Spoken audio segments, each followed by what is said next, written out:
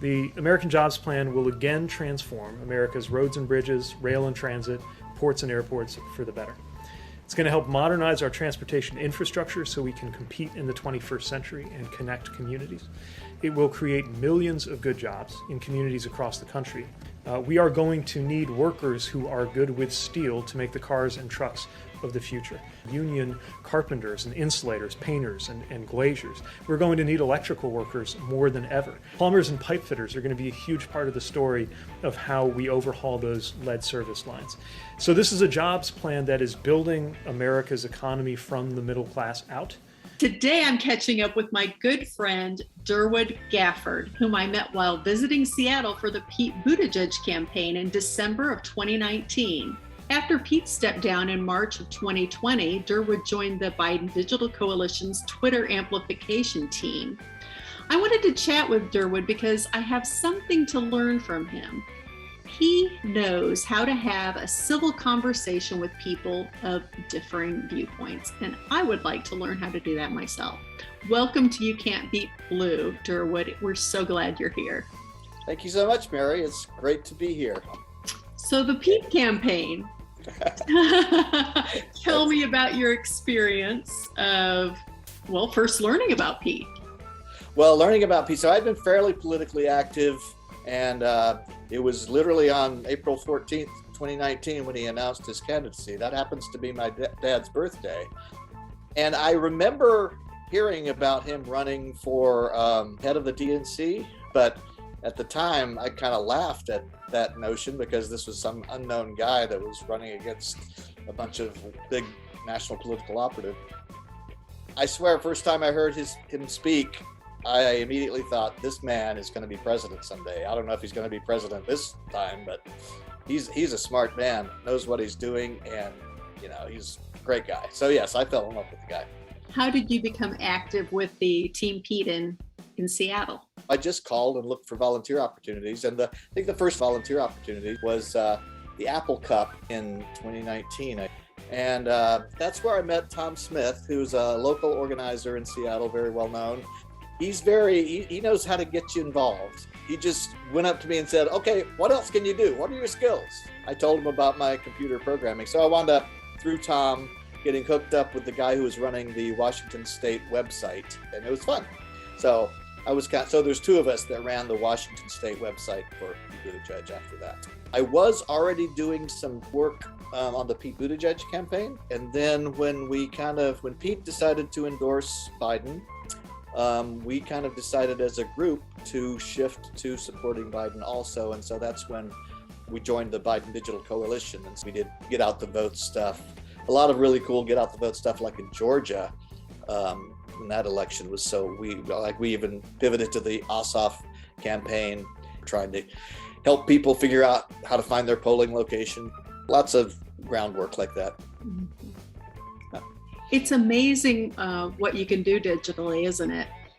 It is. It was a good match with my skill set. I find that being involved digitally allows me to, fit it into my schedule as I want to. One of the things I admire most about you is your ability to hold a conversation with someone whose ideas could even be the polar opposite of your own. Where does this come from? I mean, I did grow up in the Deep South. My parents were extremely conservative, and they were not that political, but I was always interested in politics. I mean, I remember as a kid, this is one of my earliest memories in my life. As a kid of like 5 years old, I remember being at my grandma's and we were leaving to go home, and the Kennedy-Nixon debates were on the TV, and I was asking my mom and dad who those were. And they said they were running for president. I didn't even know what president was. And I said, oh, who do we like? And said, we like Nixon. So anyway, my point is that I often joke that, coming out to my parents was not easy. But the one thing that my parents always did is they raised me and my sister to be very independent thinkers, despite their own conservative views themselves. And I like to joke that in the end, I think they were less concerned that I turned out to be gay but more concerned that I turned out to be a Democrat because they knew that was a choice. But anyway, I mean, so I think I always have been around people with a lot of views that maybe didn't align with mine. And I think the process of coming out to conservative parents, you kind of have to give them some space to accept. I mean, my parents literally didn't know anybody that was gay. I didn't know anybody that was gay when I came out. So it was after I moved to Seattle that I came out. So anyway, my point is, I think that just gave me an appreciation in how to gently move their views, you know, with rational thought, and you know what I'm saying. I do. It sounds like even before relational organizing was a term that we were using, that you were practicing it.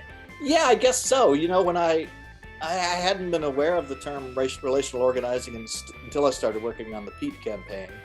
And I did kind of think that, oh yeah, this is just kind of a formalization of what a lot of us have been doing on campaigns our whole lives. It was an interesting way. I really liked the way it was formalized, and it made it easier for people to get involved and to do so in a way that wasn't too scary. So help me understand, how do you hold space for someone whose ideas are different from your own?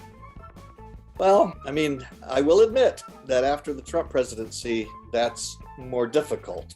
I don't hide my politics, but I try to not have arguments with them, but try to express my viewpoints in such a way that makes them think. And I'm open to them doing the same, because being an independent thinker, I think everybody should be an independent thinker and should come up with their own opinions and their own views. It occurs to me that the gift that your parents gave you of encouraging you to think independently has served you well. It has. It's probably the thing that I appreciate about the way they raised me the most. So when you do approach a conversation with someone, could even be a stranger, whose opinion is different from yours, whose mind you would like to change, what's your intention there? How do you go about that? Depends on the circumstance. I mean, obviously, if I'm out organizing, for a political campaign, talking, if I'm doorbelling or talking, you try to find out what issues somebody is concerned about, and you try to talk about some of those issues and have a conversation about why they feel like they feel, and you try to explain why your views are a little different. Just try to have a conversation, and you try to do it in a way that's not only respectful, but just almost like a casual conversation. So it's not like I don't want anybody to think that I'm trying to change their mind. I'm not trying to change anyone's mind.